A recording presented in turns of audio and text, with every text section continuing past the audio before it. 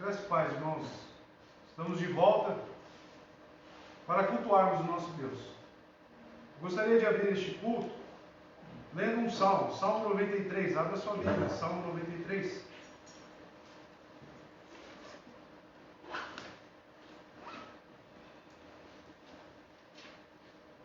Um salmo de exaltação ao nosso Deus soberano.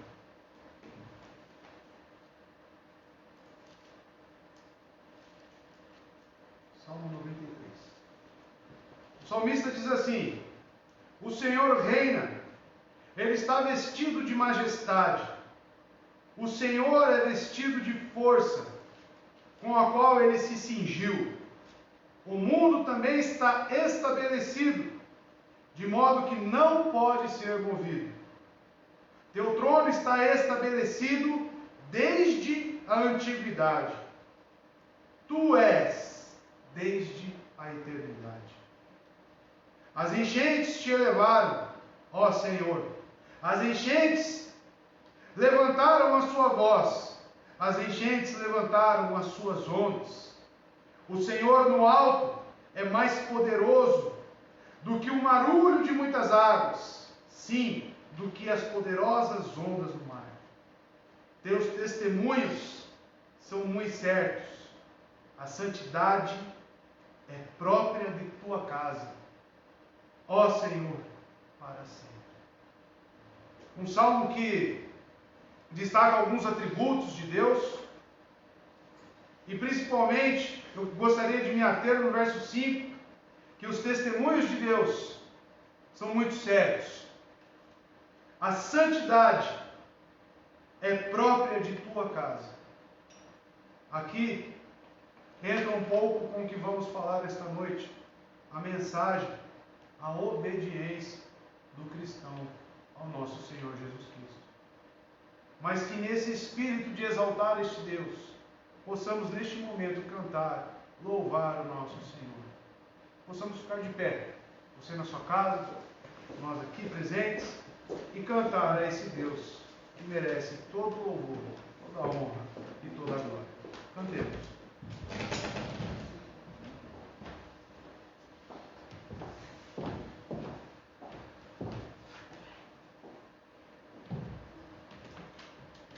Boa noite, irmãos. Mais uma noite estamos alegres em estar na presença do Senhor, prestando culto ao nosso Deus. Que possamos agora nos esvaziar de nós mesmos, tirar toda a distração, tudo aquilo que nos atrapalha, para que possamos render louvores ao nosso Deus. A primeira canção que cantaremos é do cantor cristão e é a mensagem da cruz. O refrão dela fala: sim, eu amo a mensagem da cruz. Até morrer eu a vou proclamar. Que possamos proclamar a mensagem da cruz até que o nosso Jesus volte. Amém? O de cruz se erigiu, belo dia fugiu, como emblema de vergonha e dor. Mas contemplo essa cruz, porque nela Jesus deu a vida por mim, pecador. Se eu amo a mensagem da cruz, até morrer eu a vou proclamar.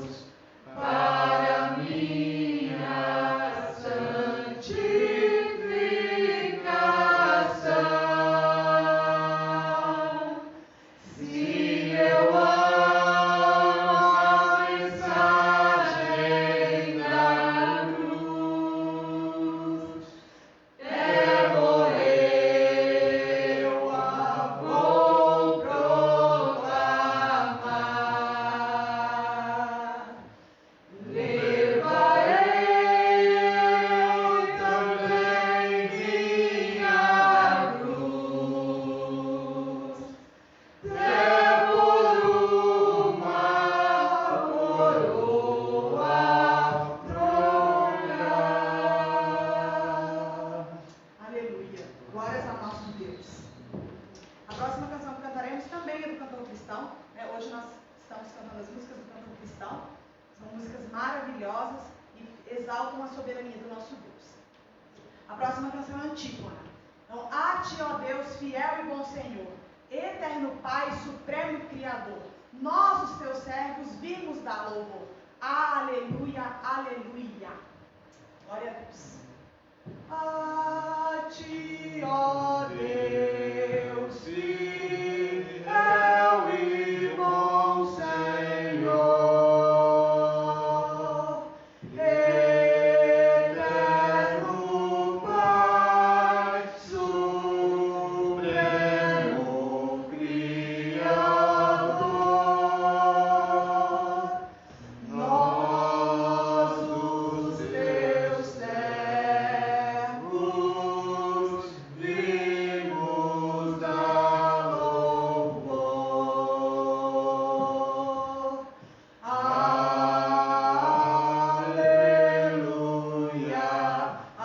aleluia.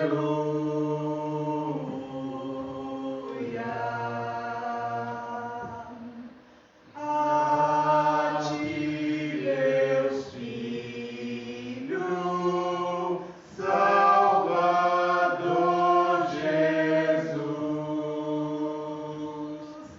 da graça fonte, da verdade a luz, por teu amor medido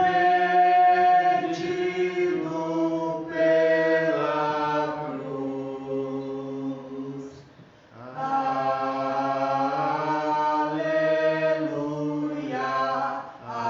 aleluia.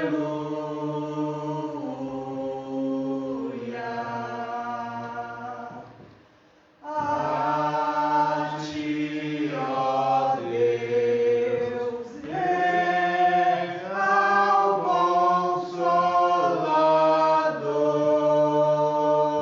Consolador, divino fogo, santificador, que nos anima e nos acende amor.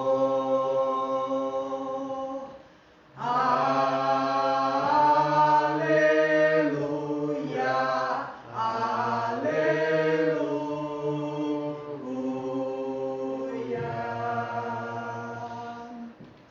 A ti, Deus Filho, poderoso Deus, que estás presente sempre junto aos seus, a ministrar as bênçãos lá dos céus.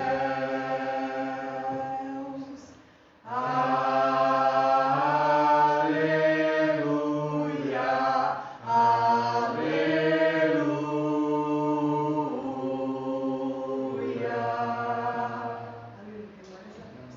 A próxima canção que cantaremos é Castelo Forte. É o nosso Deus, espada e bom escudo. Essa canção foi escrita por Martinho Lutero, lá na Reforma. Então, essa canção vem nos acompanhando há muito tempo. E essa canção fala que a nossa força nada faz, estamos sim perdidos. Então, que possamos entender que nós mesmos não conseguimos fazer nada se não for a força do Senhor em nós. Amém? Castelo forte é o nosso Deus, espada e bom escudo, com seu poder defende os seus.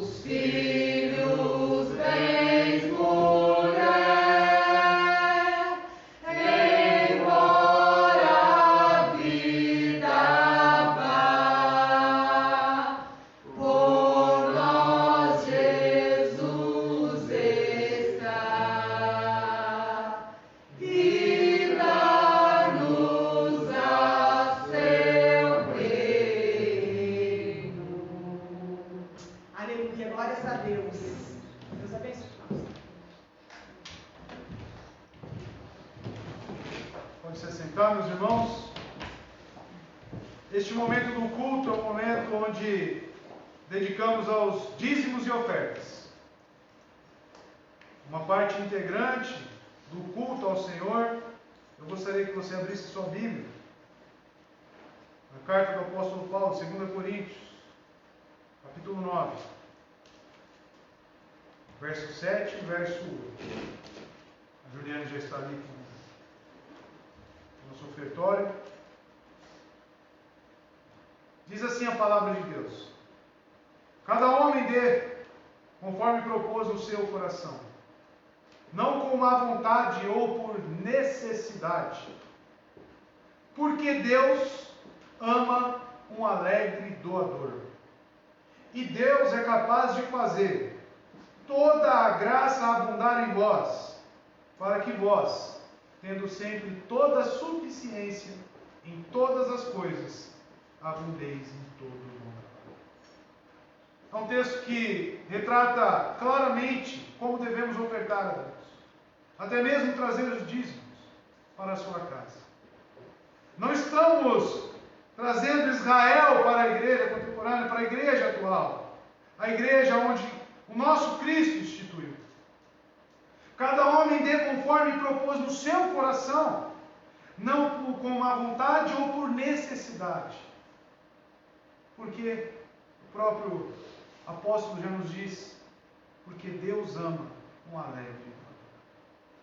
Que Deus possa nos abençoar e nos dar este coração grato a Ele. Você que nos assiste, está passando aqui a conta da igreja, Banco do Brasil, agência 6535, dígito 8, conta corrente 11509, dígito meio, a favorecida Isadora Molina Fiorito, a nossa tesoureira, CPF 435-255-218, dígito 63. Para que você não seja impedido de cultuar a Deus com seus recursos, com a sua gratidão.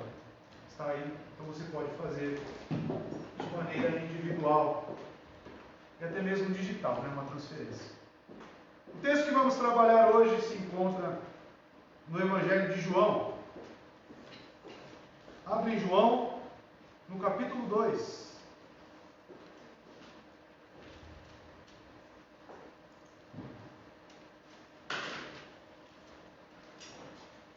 Vou ler do verso 1 ao 5.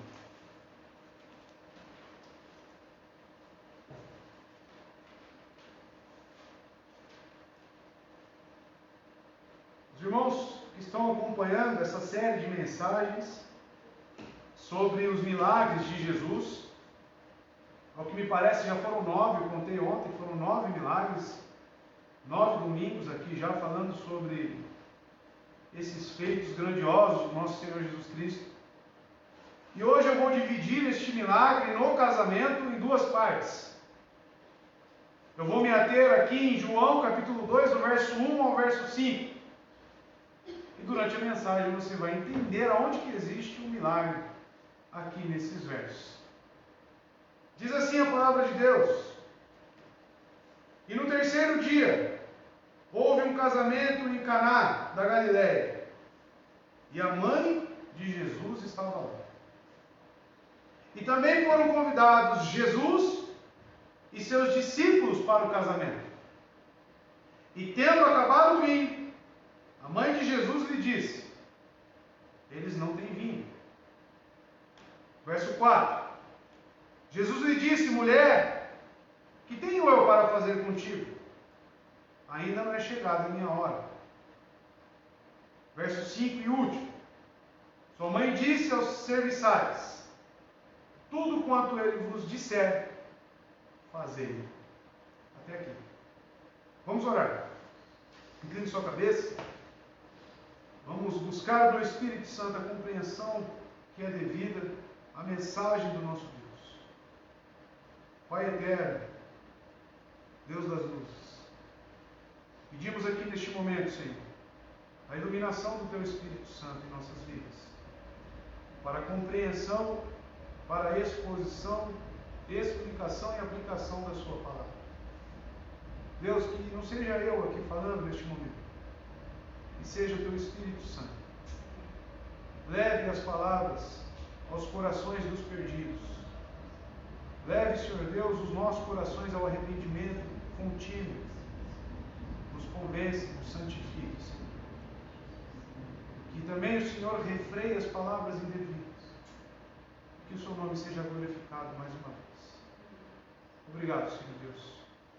Oramos assim no nome santo de Jesus Cristo. Amém.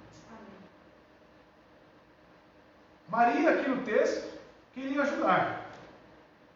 Alguns dizem até mesmo que Jesus Cristo foi um pouco rude com aquela mulher.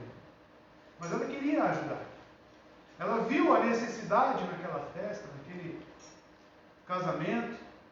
Ela se preocupou. Não é preciso ter grande imaginação para ter-se uma ideia de Maria, mãe de Jesus. Neste momento, provavelmente, ela já estava viúva. Uma pessoa cheia de amor e com uma disposição natural bondosa e compreensiva. Aliás, ela era uma mulher. As donas de casas, elas se preocupam, com um bom andamento do seu lar, se preocupam com a alimentação, se preocupam se está faltando recursos. Minha esposa constantemente está ali, olha, falta isso, falta aquilo. Maria, com esse coração, estava aqui preocupada, tentando ajudar. A necessidade aqui desta mulher de trazer a Jesus a falta desta bebida foi passiva de uma repreensão. Nosso Senhor não enxerga, meus irmãos, como homem. Não enxerga com um olhar comum. Percebeu que ela estava colocando à frente o seu relacionamento materno. Em um momento em que começava justamente a ser necessário que tal parentesco passasse para um segundo plano. Não era o momento ainda de Cristo. Ela de alguma forma tenta usar do seu parentesco com Cristo para que ele realizasse, conhecendo quem ele era, os milagres. A história que acabamos de ler acabou por demonstrar quanto isso se tornaria preciso, a repreensão. A história até mesmo que se passou, a história da igreja, a história de Roma, a igreja de Roma, a igreja apóstola. Na verdade, transformar Maria em uma grande medianeira. Isso é um erro. E a maior parte das orações católicas costuma ser dirigida a ela, como se a mediação entre o crente tivesse que se passar por Maria. Eu quero que os irmãos pensem, imaginem se esta repreensão de Jesus Cristo não estivesse registrada em seus livros, nos livros do Evangelho. Foi extremamente necessária, mesmo contendo esta repreensão, a igreja costuma dirigir suas orações a Maria.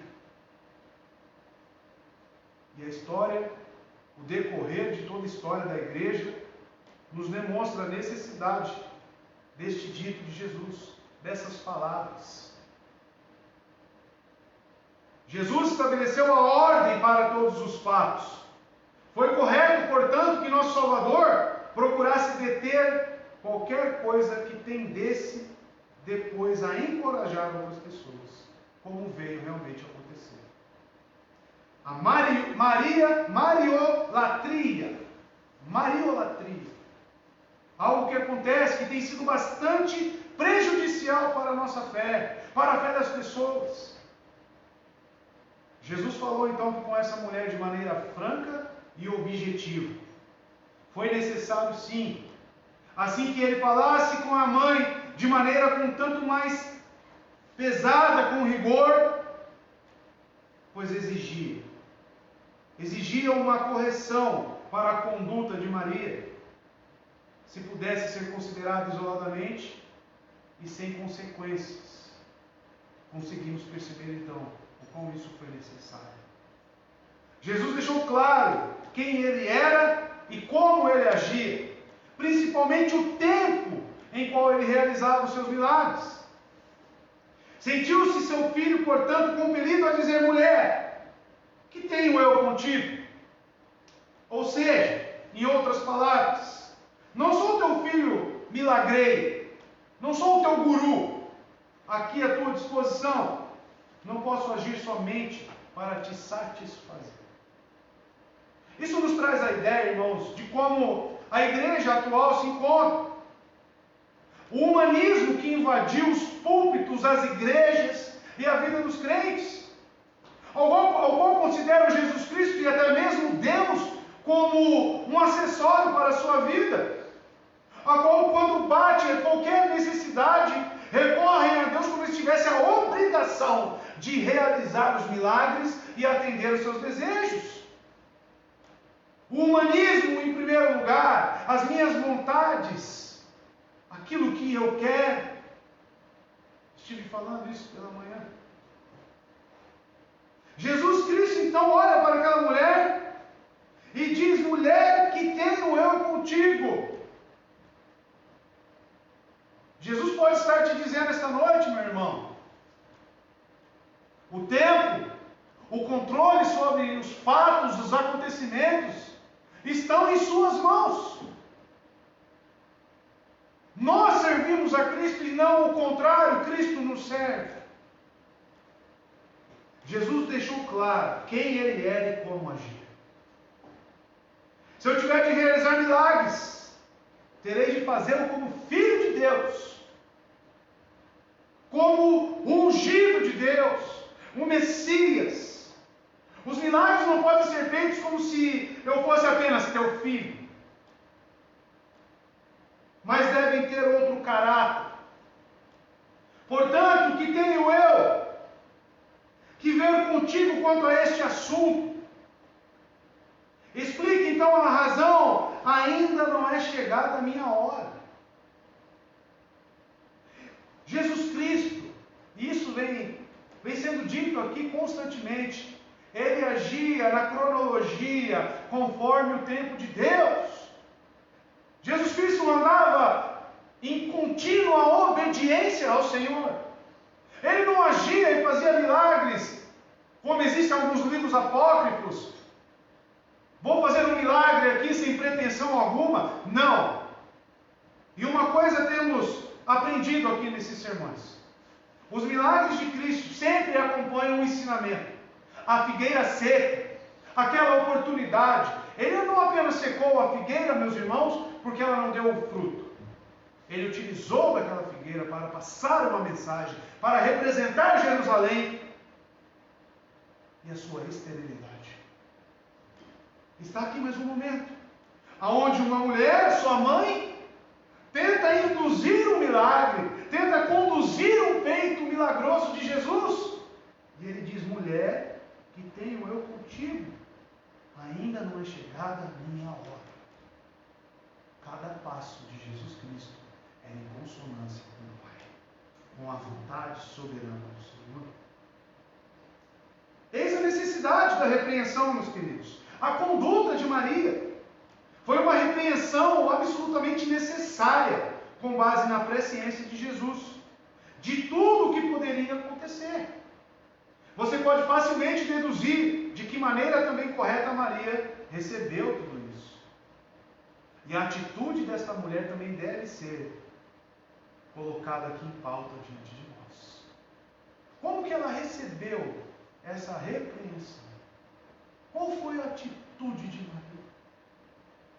Porque sabemos, os conhecedores da palavra e deste texto, que Jesus realmente efetuou o milagre. Ele foi até as talhas, que vamos falar semana que vem, e realizou o milagre. Mas não era o momento. E como Maria reagiu a essa fala? Devemos destacar. Observou que essa atitude vinda do seu filho deveria ser acatada. O texto nos permite dizer. Ela conhecia muito bem a gentileza de Cristo, seu amor infinito. e sabia perfeitamente que por 30 anos não tinha havido nada nele que pudesse tê-la entristecido. A conduta de Jesus Cristo era uma conduta singular, acompanhado de gentileza, acompanhado sim de firmeza nas horas precisas. Mas Maria, como mãe, eu acredito, meus irmãos, que os seus olhos brilhavam quando olhavam para Jesus. A conduta deste homem, a conduta dele era exemplar. Então, ao receber essa repreensão, ela observou que deveria ser acatado. Provavelmente ela pensou, ele não age assim constantemente comigo. Algo está fora do trilho, algo precisa ser corrigido. Por isso a reação dela no verso 5, dizendo aos serviçais, tudo quanto ele vos disser, fazei-o, nos traz a ideia de que ela acatou o que Jesus Cristo falou para ela naquele momento. Assim compreendeu, acatou totalmente sua resposta e se afastou gentilmente. Certamente refletindo sobre o que dissera, pois foi sempre uma mulher bondosa e humilde, que ouvia essas coisas e as guardava em seu coração. A atitude de Maria, ela é destacada por Lucas. Lucas, como um bom historiador e detalhista no seu evangelho, ele relata um pouco sobre a conduta de Maria. Lucas, capítulo 2, verso 51, diz assim: então foi com eles para Nazaré, e era-lhes obediente, se referindo a Jesus Cristo. Sua mãe, aqui Maria, porém, guardava todas essas coisas em seu coração.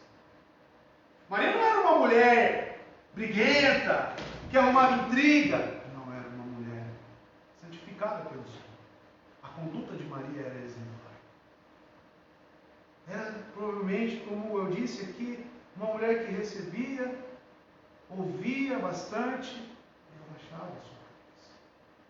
A atitude de Maria é exemplar para todos nós. Na verdade, o que parece, ela falava pouco e pensava muito. Guardava em seu coração.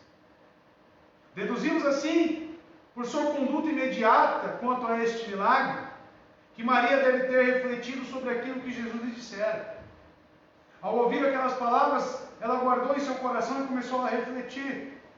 Mas a sua resposta a isso foi até mesmo que rápida. Ela disse aos serviçais: obedeçam tudo quanto eles vos disserem. Fazei, executem. Nós podemos, com as melhores das intenções, cometer erros diante do nosso Senhor.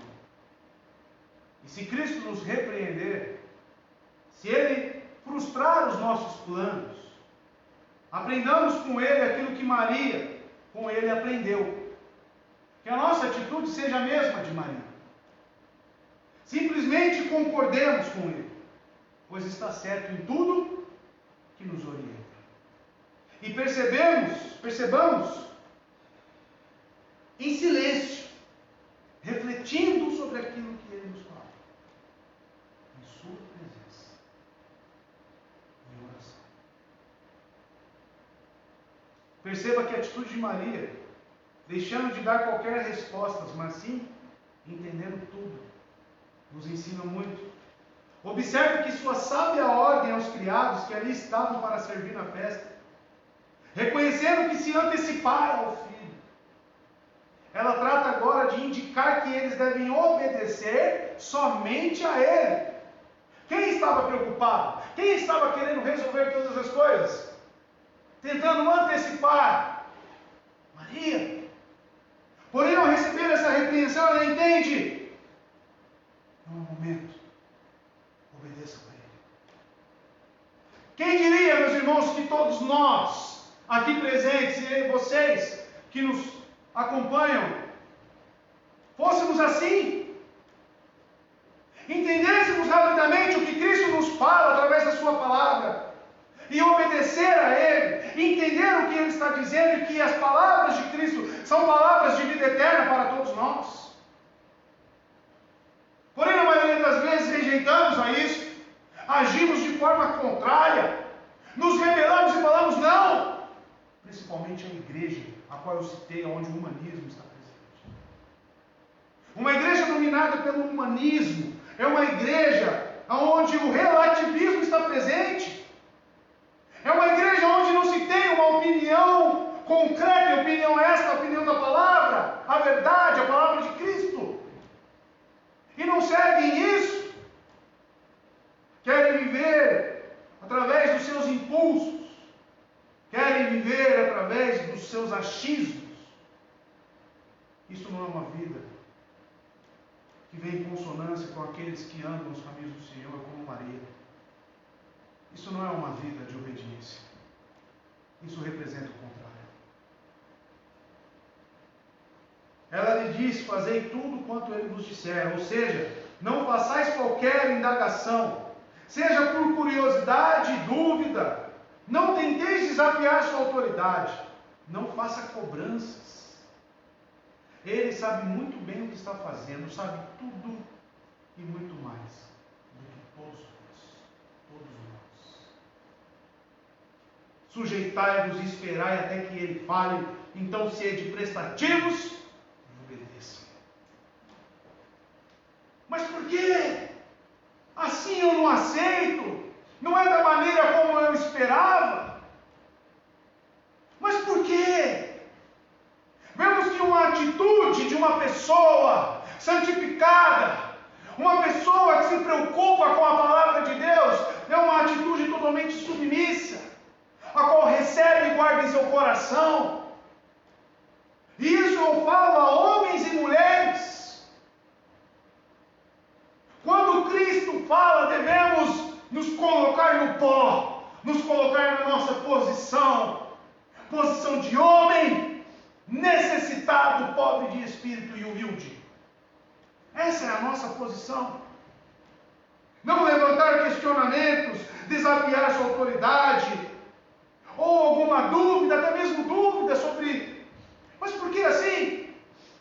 A partir do momento, meus queridos, que eu levanto uma dúvida sobre aquilo que Cristo me fala diretamente, eu estou colocando em xeque a informação ou a orientação que Ele me dá. Se houve dúvida, automaticamente não houve confiança da minha parte naquela orientação. Ou confiamos, ou não confiamos. Ou cremos, ou não cremos. Não existe espaço para dúvidas, incertezas, rebeliões, levantar contra. Não. Nossa atitude tem que ser como desta maneira. Assim que tivermos aprendido esta lição, procuremos ensiná-la a outros. Quando obedecemos e somos capacitados a isso, devemos ensinar isso aos outros. Jesus trata individualmente com cada indivíduo. Em momentos de comunhão pessoal com Ele, Jesus fala exclusivamente à nossa consciência, ao nosso coração. Nossas atitudes errôneas não precisam ser repetidas. Do mesmo modo que justamente Maria não o fez. Qual foi a atitude dela? Entendeu a mensagem, compreendeu que era necessário obediência, e ao mesmo tempo ela foi e anunciou: fazei tudo quanto ele vos disser. Ensinou a obediência. É isso que precisamos entender, meus irmãos. É isso que a igreja precisa entender. Um evangelho que não acompanha esta obediência não é um evangelho. Um evangelho que não acompanha arrependimento e sujeição não é evangelho. Não é evangelho. Devemos dizer ao nosso próximo: não cometa o mesmo erro que eu cometi. Evite a pedra em que eu acabo de bater. Acho que entristeci o Senhor. Se a sua atitude já ficou clara que entristeceu o Senhor, que foi digna de repreensão, por que ao ver alguém cometendo a mesma coisa que você vai se calar? Essa não é a atitude de um servo. Essa não é a atitude de uma pessoa ao qual está rendida a Cristo. Não desejo que você o entristeça. Devemos alegrar o Senhor em tudo. Não acha que deveríamos ministrar para a edificação mútua, principalmente dentro da igreja, agindo desta forma? Qual foi a atitude aqui de Maria?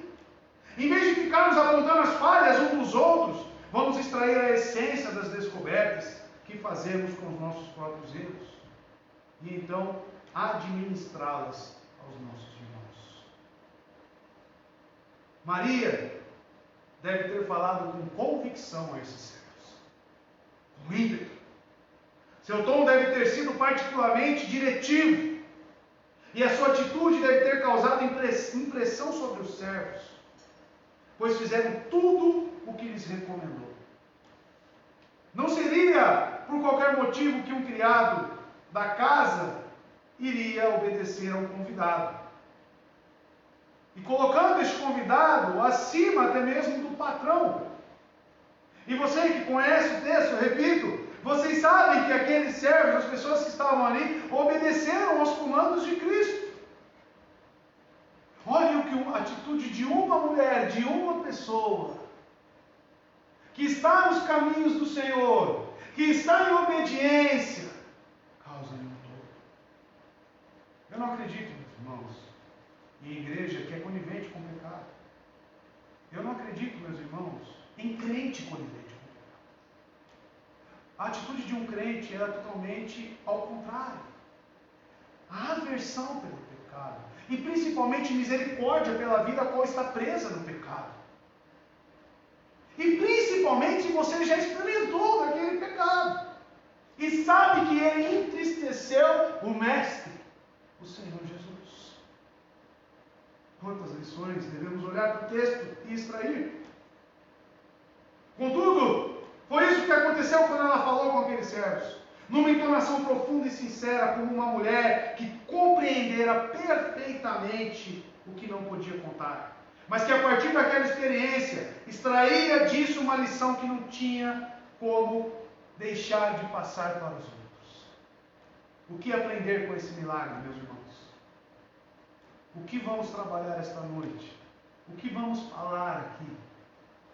Creio que a nossa própria experiência irá nos mostrar que nossa mais elevada sabedoria, nosso melhor sucesso, se dá no fato de colocarmos atrás de Cristo, de nos colocarmos atrás de Cristo, e nunca procurarmos correr à sua frente, nunca buscarmos forçar a sua mão, faça isso, nunca tentá-lo, como fizeram aqueles que tentaram a Deus no deserto, exigindo que fizessem isso ou aquilo. Lembram-se das cordonizes? Queremos carne, no Egito tinha carne.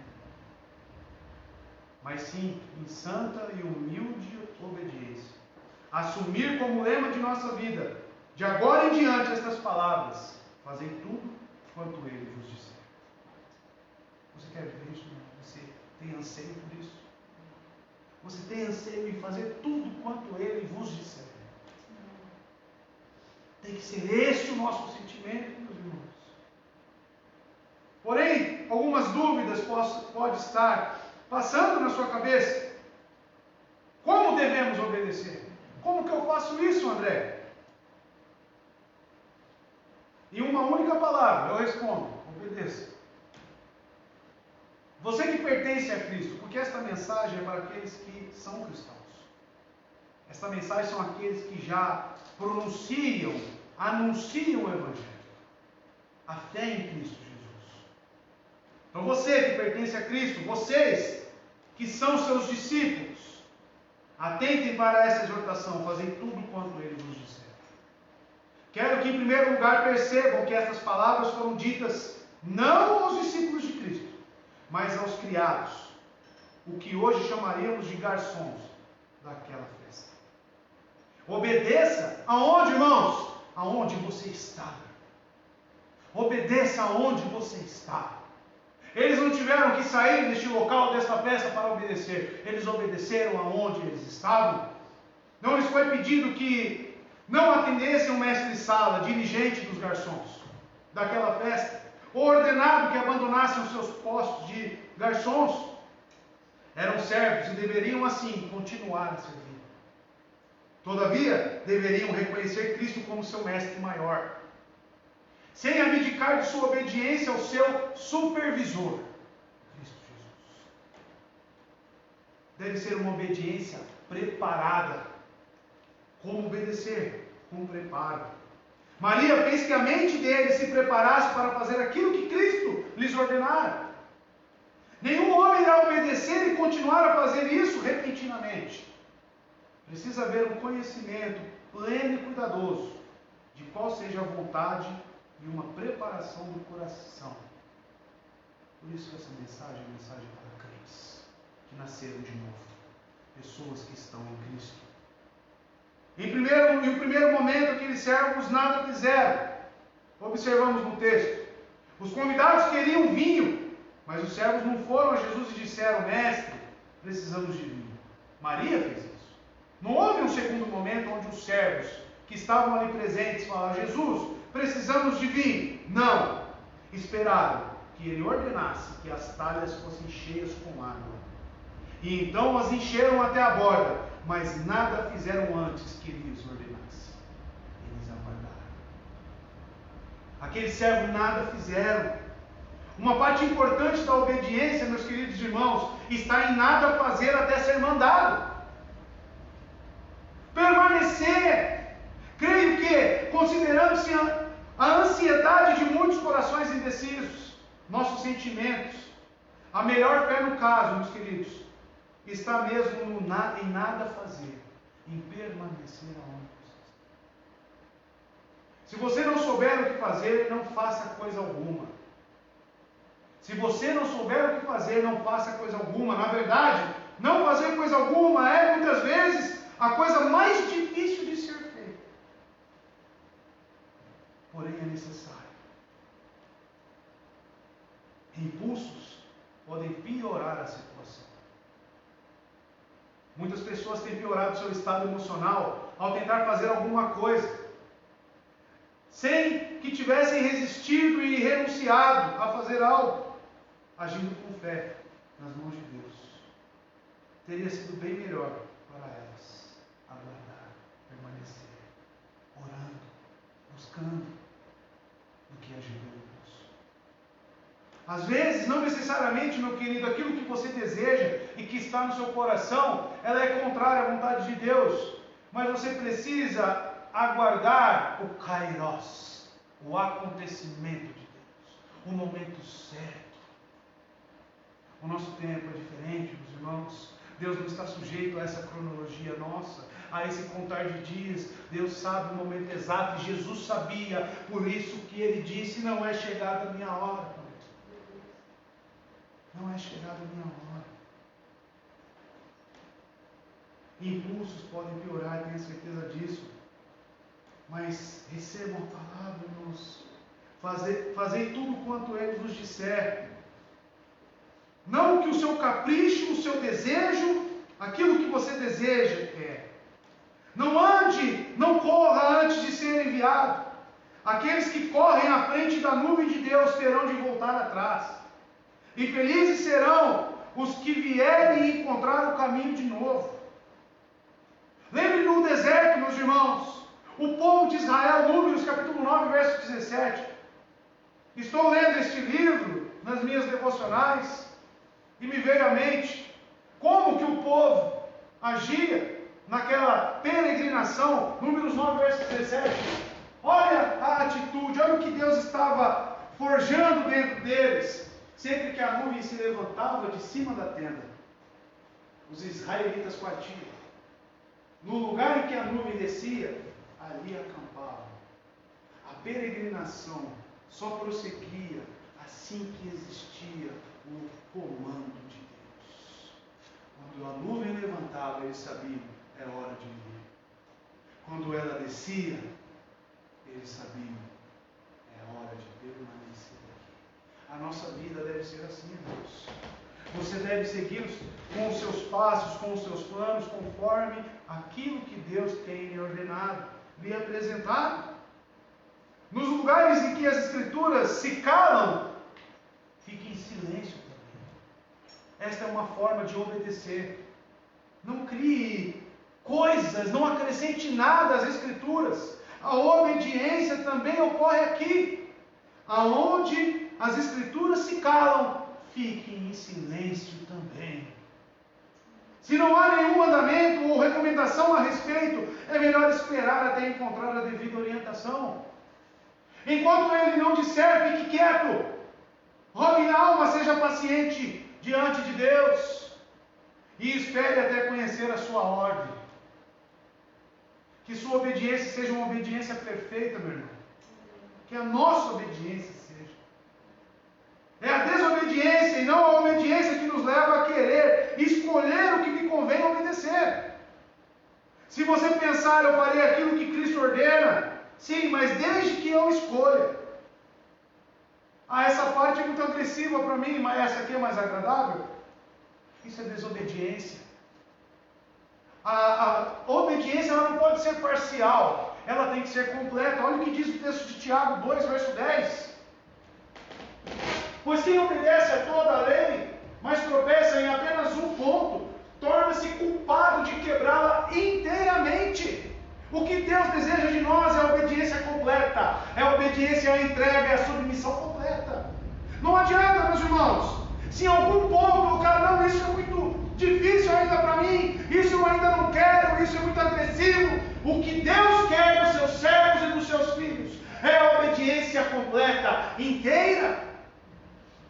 É isso que devemos pensar, desejar. Então não é uma obediência verdadeira, se ela é parcial. Por quê? Porque não é total. Imagine um absurdo. Imagine isso, meus irmãos. Um soldado do exército que, em vez de obedecer todas as ordens do seu comandante, omite essa ou aquela e declara que não pode evitar isso. Chegando até mesmo a revelar abertamente que omite certas coisas simplesmente porque assim o quer. Seria um bom soldado ou um mau soldado? Seria um bom funcionário ou um mau funcionário? Não, até aqui, até a página 20 eu obedeço, mas depois daqui eu não obedeço. Isso, em casos de guerra, meus irmãos, é passivo de fuzilamento. Está no regulamento interno do exército. Deserção, desobediência em casos de guerra é passivo de fuzilamento. A obediência que se espera dos filhos de Deus está registrada aqui para nós. É a obediência plena. Que meu coração fale nesta noite que eu não tenha escolha. Que eu não tenha escolha. Que eu nunca deixe que minha própria vontade venha interferir. Contudo, quando o Senhor me ordenares a fazer alguma coisa, capacita-me a fazê-la, seja o que for. Seja o que for. Não postergue, não adie. Não fique meditando por muito tempo, esperando que a ordem possa estar bem gravada em sua mente. Ou então que surja uma ocasião mais conveniente de executá-la. Não! Faça logo o que Deus está mandando. Faça logo. Não fique criando questionamentos. Mas qual será a consequência disso? O que você tem a ver com isso, com os resultados?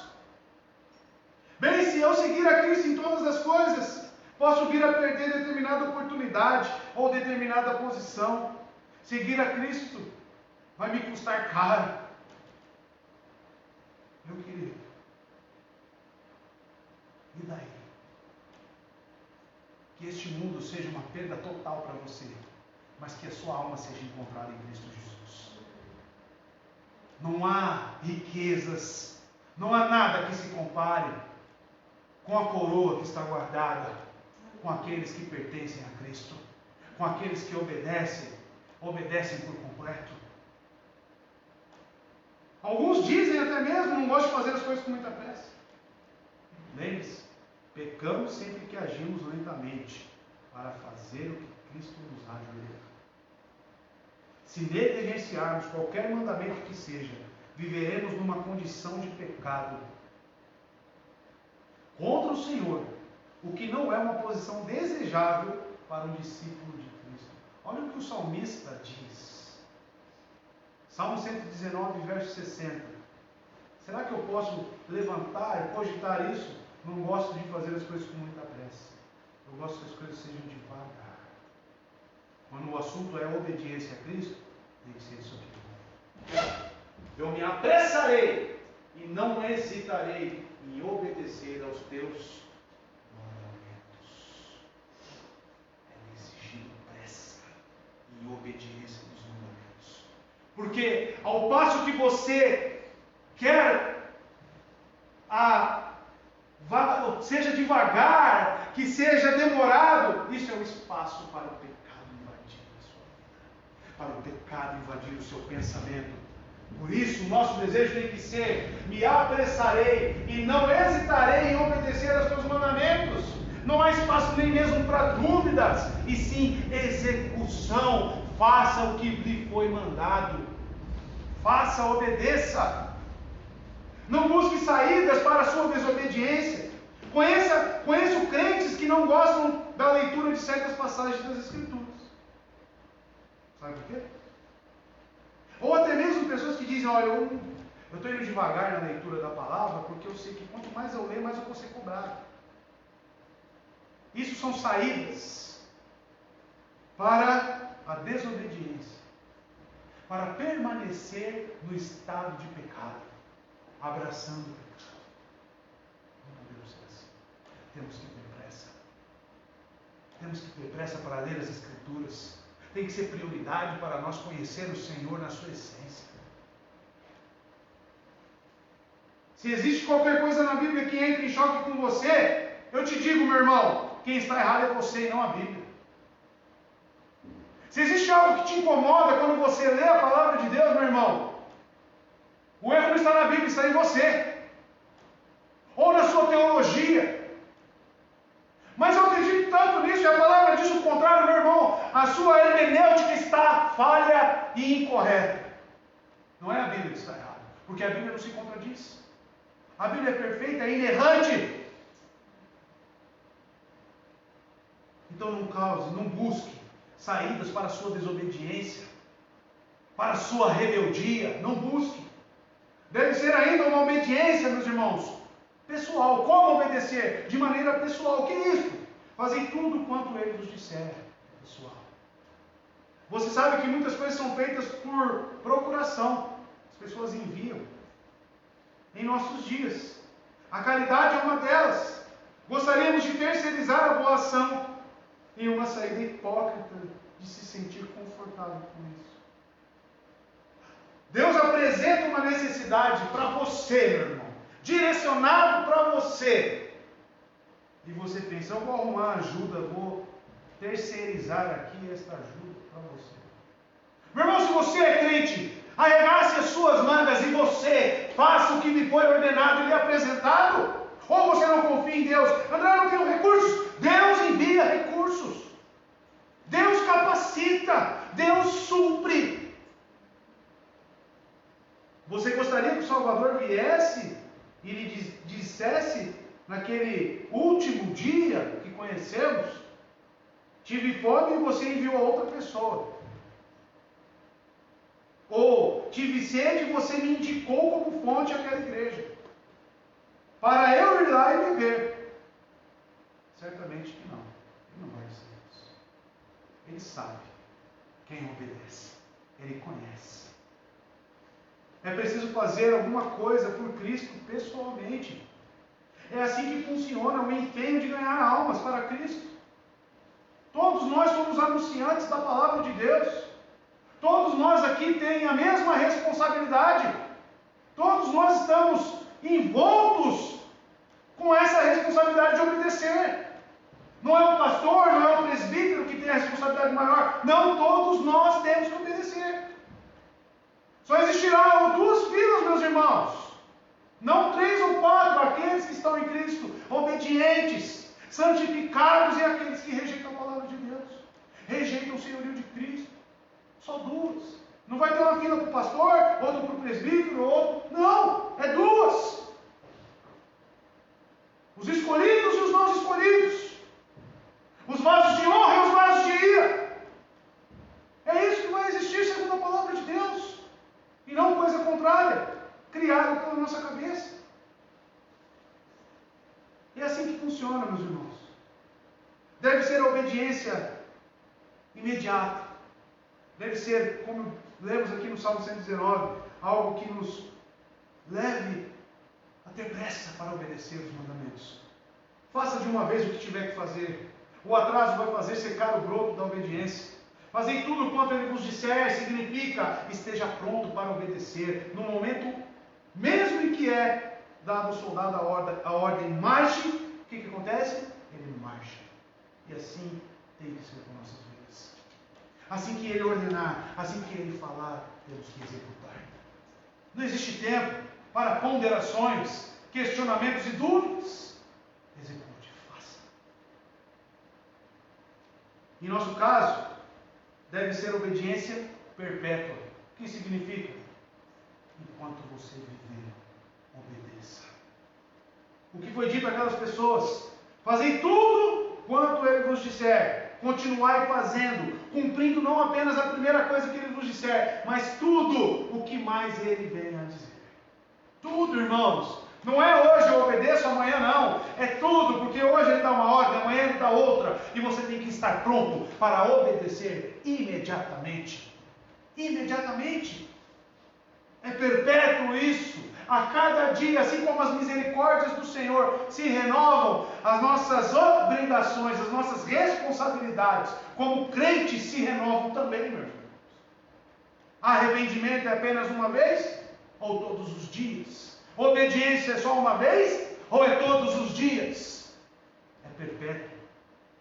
Enquanto durar a festa e ele estiver aqui, façam tudo o que ele ordenar. Enquanto estivermos neste mundo, até a nossa última hora, que o Espírito Santo nos capacite a fazer exatamente tudo que Jesus nos ordenar a fazer. Mateus 16, verso 24 e 25. Logo após ele reprovar alguns que tentavam ser seguidores. Tome a sua cruz e siga-me. Mais um. Pois quem quiser salvar a sua vida, a perderá. Mas quem perder a vida por minha causa, a encontrará. Ou seja, esta obediência envolve sacrifícios, envolve renúncia. Existe um preço. Não é apenas um simples levantar de mão e proferir meia dúzia de palavras. Isso existe uma renúncia diária, constante para todos nós. Obedecei a tudo quanto ele vos disser. Tudo. E isso, dia após dia, constantemente. É seu real desejo que até entrar no descanso eterno você perdeu a sua vida e tomou a sua cruz? Você tomou a sua cruz, irmão? Você perdeu a sua vida? Você consegue olhar frente a frente com Cristo, olhar nos olhos de Cristo e falar: hoje eu sei que eu perdi a minha vida e eu carrego a minha cruz? Você consegue, meu irmão? Porque isso aqui é uma exigência. Isso aqui é um critério. A obediência é um critério que acompanha o Evangelho.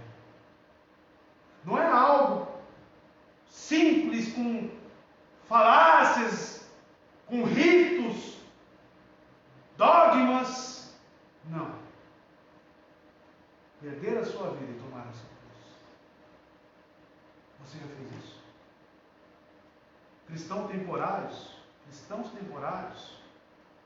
não são cristãos. Aqueles que pedem licença deste serviço divino, na verdade nunca fizeram parte dele. Vestimos nosso uniforme para nunca mais tirá-lo. Este uniforme de Cristo, a qual Ele nos fornece, é um uniforme perpétuo e até mesmo eterno. Porque receberemos um corpo glorificado e estaremos com Cristo em nome de Jesus. Não é algo que você tira para lavar. Hoje eu vou lavar o meu uniforme de Cristo. É um uniforme perfeito de obediência, de sacrifício, de renúncia. Você já tomou a sua cruz? Você segue a Cristo? Um soldado dorme com sua arma. Eu servi, meus irmãos, 6 anos no Exército Brasileiro. E a orientação é que em treinamento, em serviço, em todas as ocasiões, você não pode se afastar do seu armamento. Por que isso? Porque em qualquer momento você pode precisar dele. Então, mesmo na madrugada, repleto de sono e de cansaço, você tem que estar com o seu fuzil ali, agarrado, pronto para agir. E assim também é com o cristão. Assim também deve ser o cristão, uma vez para sempre. Não está em nós o questionar, não está em nós o postergar quando chega a ordem, mas está em nós, enquanto haja fôlego em nossa própria vida, em nosso corpo, servir aquele que nos redimiu com seu precioso sangue. A Bíblia fala que até mesmo os avançados em idade, os anciãos, darão frutos em sua velhice. Tem que estar prontos. É perpétuo. Não existe a situação, eu já servi muito a Cristo. E eu já vi pessoas falarem isso, meus irmãos. Com tristeza. Eu servi 30 anos já na igreja. Agora deixa os mais novos virem fazer isso. É perpétuo. Não existe, não entra em cogitação você se aposentar de Jesus. Não entra em cogitação isso. Constantemente servindo, adorando, obedecendo. Fazer tudo o que Ele nos mandar. Lucas 9:62 fala um pouco sobre isso. Estar sempre pronto à obediência é uma exigência. Jesus respondeu: ninguém que põe a mão no arado e olha para trás é apto para o reino de Deus. Todo aquele. Ninguém que põe a mão no arado diz que está servindo, mas ao mesmo tempo existem situações que estão colocando para trás, retardando a sua obediência. Não é apto. O servo de Deus avança, está pronto, obedece a todo momento, não tem tempo para ficar olhando para trás. Por isso que muitos não conseguiram seguir a Cristo, muitos o abandonaram, porque não estavam aptos para isso, não foram capacitados. Caminhando para o final, meus irmãos, por que devo obedecer?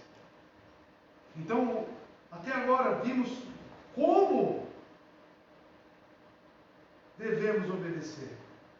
Agora, a outra pergunta: por que devemos obedecer? Em primeiro lugar, porque Cristo é, por natureza, digno de obediência.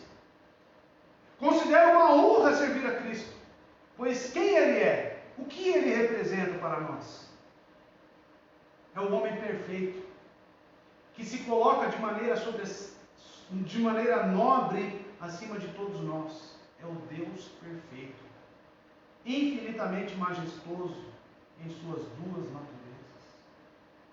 Por que Ele é o sumo sacerdote, como apresenta o autor de Hebreus? Que se compadeceu das nossas dores, das nossas limitações. Jesus Cristo não é o chefe que apenas manda a obedecer, não. Ele foi a perfeição em obediência. Ele cumpriu todas as exigências que Deus colocou para Ele em vida. Ele nos lidera em exemplo, Ele nos lidera em amor, se compadecendo e nos mostrando o caminho. Ele nos capacita a obedecer. Se você tem dificuldades, meus irmãos, em obedecer, clame a Cristo, porque Ele foi perfeito, Ele pode te capacitar a isto. Ele faz isso. Em segundo lugar, porque deve ser o nosso desejo cumprir suas ordens e desejar-nos conformarmos à sua imagem. Eis um repouso para o nosso espírito ansioso. Eis a glória, a honra e a imortalidade que almejamos. Pela glória de Cristo, a quem adoramos sem ver, fazei tudo quanto Ele vos disser. Por que devo obedecer? Porque isso é o alvo da minha fé. Como diz Pedro na sua carta, na sua primeira carta, 1 Pedro capítulo 1, verso 8 e verso 9. Olha o que ele diz para aqueles crentes, mesmo não tendo visto, falando que eles não viram. Vocês o amam, e apesar de não verem agora, creem nele e exultam com alegria indizível e gloriosa. 9. Pois vocês estão alcançando o alvo da sua fé, Este é o nosso alvo, a salvação das suas almas. Voltam muito, mas devemos o que, meus queridos? Exultar com alegria, obedecer. Vocês o amam apesar de não verem agora, creem nele e exultam com alegria indizível e gloriosa. Esse é o alvo da nossa fé, ser conformados à imagem de Cristo Jesus. Cristo é a nossa única esperança, por isso que devemos obedecer. Todas as nossas perspectivas para o futuro dependem dele. Glória seja dada ao seu nome. Glória seja dada ao nome de Cristo. Não existe ninguém como ele. Se ele se afastasse de nós, o que restaria? Meu irmão, se eu tirar Cristo da sua vida, o que resta? O que resta? Qual é a sua esperança? Você, meu irmão, se Cristo se retirasse da sua vida, se ausentasse, o que sobraria para você? E eu quero que você calcule toda a bem-aventurança, santificação que ele já efetuou. O que restaria? Será que é necessário um motivo maior para obedecê-lo do que este? A sua real necessidade em Cristo? Será que entra em cogitação obedecer ou não obedecer a Cristo? O que você deseja? O que você deseja? Cristo também, e isso é um motivo, recompensa a nossa obediência. Já lhe ocorreu alguma vez de você fazer tudo certinho e no final descobrir que cometeu um tremendo erro? Alguns de nós já tivemos provavelmente de fazer coisas terríveis que contrariavam a nossa própria vontade. Faríamos isso outra vez se Cristo tivesse ordenado? Estou falando de ordenanças de Cristo para você, diretas, que você fez tudo certinho como Ele te ordenou, e quando você analisou o resultado, parecia um furacão. Você faria isso comigo? Eu te pergunto, valeu a pena? Vale a pena? Vale. Vale cada segundo. Vale cada resultado. Fazendo o que Cristo manda, existe essa recompensa. Existe. Faríamos outra vez? Sim. Algumas delas certamente faríamos, mesmo que nos custasse 10 vezes mais. Nunca devemos nos arrepender de obedecer a Cristo. Nunca. Nunca passe na sua cabeça, meu querido, eu acho que não valeu muito a pena isso que Cristo me mandou fazer. Que isso não passe na sua cabeça, em nome de Jesus. Jamais deve se arrepender, mesmo que tenha de parar na prisão ou morrer por causa de Cristo. Você pode até perder um favor. Aquilo que você estava fazendo pode ser pausado, interrompido, mas nunca vai perder por causa de Cristo. Quando tudo acabar, você constatará que ganhou muito mais do que a perda aparente. Nunca devemos nos arrepender de obedecê-lo, meus irmãos. Cristo é nosso mestre e por isso temos de obedecê-lo. Ou você não chama ele de mestre? Se você o chama ele de mestre, o que um discípulo, o que um pupilo faz para o seu mestre? A não ser obedecer. Cristo é o nosso mestre. Espero que não haja ninguém aqui entre nós, amados, ninguém, que possa ao mesmo tempo chamá-lo de mestre e não querer fazer as coisas que ele ordena. Porque isso não é discípulo. Isso nada tem em comum com Cristo. Um Jesus histórico, através de filosofias, do ateísmo aberto, o Jesus histórico causa essa desobediência. Não podemos de modo algum nos referir a Cristo como alguém que um dia foi um grande homem, um pensador, mas que se foi e cuja influência está decadente, porque não se enquadra no espírito do nosso tempo. Não, meus irmãos, não. Ele vive e temos comunhão com Ele. Ele vive. Não se trata de alguém que não se enquadra mais na nossa cultura pop. Meus irmãos, essa cultura vai queimar como palha. E os mandamentos, a palavra de Cristo vai permanecer. Vai permanecer. A palavra de Deus não é algo que tem que ser adaptada conforme o tempo. A palavra de Deus tem que ser imutável, assim como o nosso Deus é imutável, assim como Cristo é imutável. Essa conversa de falar que isso não se adequa mais neste tempo, isso é saída para a desobediência. Isso é saída para a anarquia. Isso é saída para a rebelião contra Deus. Ou você encara a palavra de Gênesis e Apocalipse como saindo da boca de Deus, ou você não é um crente. Temos que ser ortodoxos, encarar a palavra como pessoas aqui, os escritores, como pessoas inspiradas por Deus, um instrumento de Deus que fala ao seu povo. E não criar caminhos, saídas para a minha incredulidade. O Jesus histórico causa isso, meus irmãos. A doutrina do pensamento moderno também causa isso. De acordo com a escola liberal, existem seminários, meus queridos. Seminários que estão ensinando essa teologia liberal. O que se supõe ser verdadeiro hoje é a ideia deles. Amanhã já mudou. Portanto, não vale a pena morrer por isso. Olha onde estamos chegando. Os púlpitos estão recheados com isso. Podemos postergar a morte até que essa suposição seja alterada. Basta esperar um mês e ela terá sido alterada, substituída, e assim podemos voltar ao velho credo, ao novo. Não existe uma verdade absoluta para essa teologia liberal. Não existe. É algo aberto, relativo. Ninguém tem a última palavra, nem mesmo Cristo. Não vale a pena morrer por isso, irmãos. Isso não é evangelho. Não vale a pena, não me passa certeza alguma. Não passa para nós confiança alguma. Algo que hoje é e amanhã não pode ser.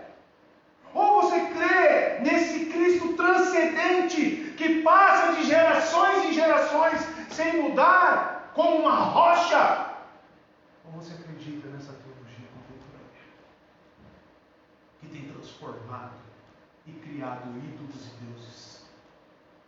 No que você crê, meu irmão? Cristo é nosso mestre e Senhor. O batismo e sua morte não é uma simples questão de forma. Naquele instante morremos para o mundo e passamos a viver para Ele. O momento em que somos chamados cristãos não se trata de uma encenação. Nossa intenção é que Ele seja de fato o nosso comandante, nosso rei e mestre do nosso espírito.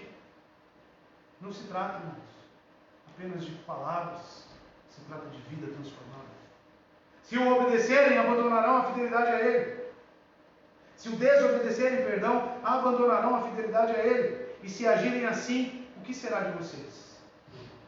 Se vocês permanecerem na desobediência, o que será de vocês? O que será de nós? A quem você irá, caso se afaste dele? Quem será? Aonde estará a sua confiança? Que a sua palavra possa ser a palavra de Pedro, em João 6, no verso 68. Para quem iremos? Simão Pedro lhe respondeu: Senhor, para quem iremos? Tu tens a palavra de vida eterna. Gálatas 6,14, perdão. Que esse tem que ser o nosso sentimento. Quanto a mim, que eu jamais me glorie, a não ser na cruz do nosso Senhor Jesus Cristo, por meio da qual o mundo foi crucificado para mim. O mundo foi crucificado para você, meu irmão. E eu para o mundo. Ou seja, eu vivo para este que é eterno, para este que venceu a morte, para este que me oferece essa ressurreição. Eu vivo em obediência a Ele. O que seguirá de tudo isso, meus irmãos? O primeiro sentimento que você terá é o de estar livre de toda a responsabilidade. Aqui conseguimos entender por que o jugo dele é suave, por que o fardo é leve. Um servo que faça tudo aquilo que o seu mestre lhe ordena pode até, eventualmente, em sua própria mente, temer que terríveis consequências possam vir sobre ele. E acontece. Embora diga a si mesmo: não foi culpa minha, eu fiz o que me ordenaram. você descanse em Jesus Cristo. E possa vir, que venham essas consequências, que venham todos os resultados da sua obediência, mas descanse porque você está obedecendo ao Senhor e você está com a sua consciência tranquila nele, porque Ele lhe ordenou. Mateus 11:30 diz: pois o meu jugo é suave, o meu fardo é leve. Faça pela fé tudo aquilo que Jesus lhe ordenar. Então, mesmo que os céus pareçam estar prestes a cair sobre você, não será de sua responsabilidade procurar segurá-lo, porque Cristo segura por você. Você não tem que remendar a obra de Deus ou mantê-la de um jeito correto, porque Ele faz da forma correta, você simplesmente obedece. Faça exatamente aquilo que Ele diz. Você nada tem a ver com as consequências são deles, são dele. Faça da maneira como Ele disser. É bem possível que você pense que tudo está dando errado, mas não perca a sua esperança em Cristo. Não perca a sua esperança em Cristo. Porque caminhar em desobediência é caminhar em constrangimento, em vergonha. Andar em desobediência nos traz um vazio, nos traz uma vida totalmente destruída. Não podemos caminhar ao contrário de Cristo. E ao mesmo tempo, desfrutarmos de comunhão com Ele. Quanto mais amável e mais próximo perto de você Ele estiver, mais amplo parecerá o abismo entre vocês dois, se você não estiver cumprindo as suas ordens. E você percebe isso. Lembre do filho pródigo. O que aconteceu com aquele? O que ele sentiu quando ele lembrou do seu pai? Da onde ele deveria estar em obediência? Aonde? Qual foi o sentimento? Não há como viver a fé se não fazendo o que Cristo ordena. A fé que se baseia apenas em um credo ou em um pequeno texto espiritual não serve para muita coisa. A fé real faz aquilo que o Senhor ordena que seja feito. E se deleita, e é prazeroso fazer isso. Rejubila-se por correr riscos. Regozija-se por sair da terra rumo ao mar. Abraão, quantos viveram pela fé obedecendo, sem ao menos cogitar e pensar o que eles estavam fazendo? Apenas pela fé e obediência. Agora, eu querer defender uma fé que não acompanha a obediência, meus irmãos, é eu defender uma fé que não é bíblica. Uma fé que não existe, não acompanha Jesus Cristo, não acompanha o Evangelho. Nenhum homem que desobedeça a Cristo está pronto para comando, pronto para receber coisas grandes do nosso Senhor. O Senhor realmente tem colocado os seus servos sobre provações que por vezes é severa. O melhor lugar para as leituras de um ministro não é a biblioteca, mas com frequência seu leito de dor. É isso que nos ensina. A aflição é a nossa escola, e antes que possamos saber lidar com os outros, Deus deve lidar conosco. Antes disso, meus irmãos, não queira grandes coisas na sua vida. Obedeça um pouco, seja fiel um pouco naquilo que Deus tem colocado na sua vida. Aprender a obedecer é um dos preparativos das alegrias que estão guardadas nos céus. Pois no céu não haverá outra vontade senão a de Deus. Ou seja, se eu não obedeço aqui, tenho a coragem de querer angariar algum local no céu. A vontade dos servos é somente servi-lo e deleitar-se nele. Se você e eu não aprendermos aqui, embaixo, o que é obedecer a Deus, praticar a obediência, levá-la adiante, como podemos esperar ser felizes no meio de espíritos obedientes? Como é que você quer ser achado entre os santos, entre os obedientes, sendo que a sua vida foi uma vergonha de desobediência? você não vai conseguir passar 10 minutos no céu. Você vai olhar para o lado, você vai ver Pedro, Paulo. Você vai olhar para a sua vida. Você vai desejar o inferno. O constrangimento vai ser tão grande que você não vai se sentir digno de estar lá. A minha vida de obediência começa aqui. Um pastor certa vez disse: se você não ora aqui, que tanto assunto você vai ter na eternidade? Se você não tem conversa com Deus aqui, se você não tem relacionamento com Deus aqui, que assunto e que relacionamento você vai querer ter lá? Isso é incoerência? Isso não é cabível? Querido ouvinte, querido irmão, se você nunca aprendeu a confiar em Cristo e a obedecê-lo, como poderá ir para o céu? Conclusão: que o Senhor nos leve a essa completa obediência a Cristo. Então este mundo será um plano inclinado ou uma escada. Eu vou repetir, meus irmãos. Que o nosso Senhor nos leve a essa completa obediência a Cristo. Então este mundo será um plano inclinado ou uma escada. Tal como aquela que Jacó viu, por meio de que viajaremos com santa alegria até chegar ao topo e encontrar o nosso céu, em perfeita obediência a Deus. Cada degrauzinho, queridos irmãos, é um ato de obediência.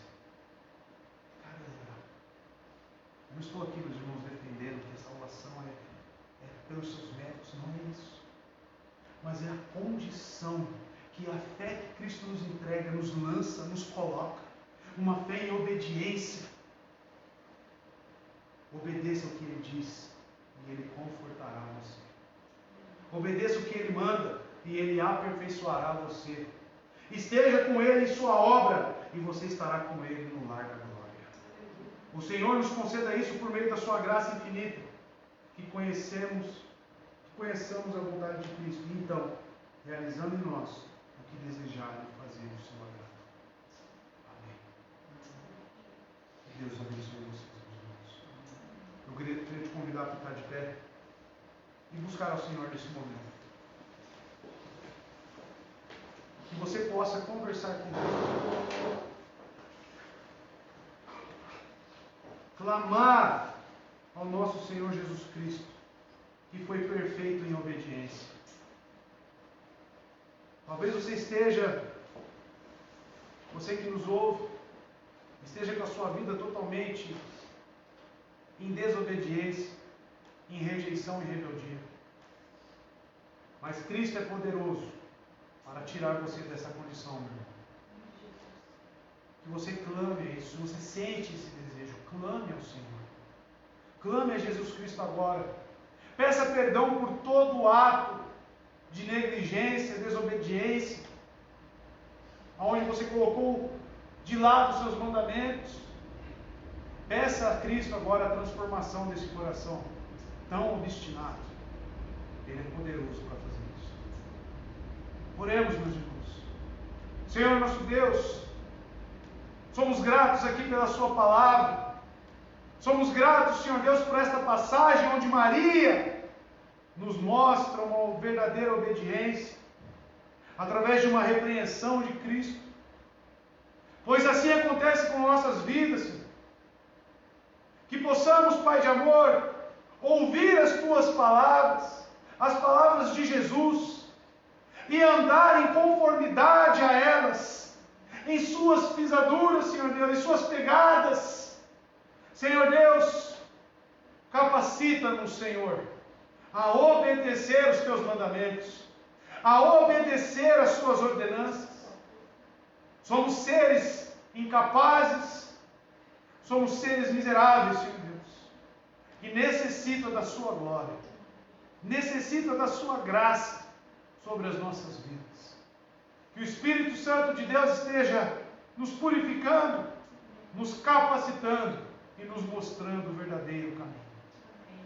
Que a graça e a paz do nosso Senhor Jesus Cristo, que a comunhão e a consolação do Espírito Santo esteja com todos nós. Amém. Amém. Não dê um abraço, porque não pode, mas uma ótima semana para os irmãos, na paz do nosso Senhor Jesus Cristo. Amém? Fiquem com Deus. Pode dar.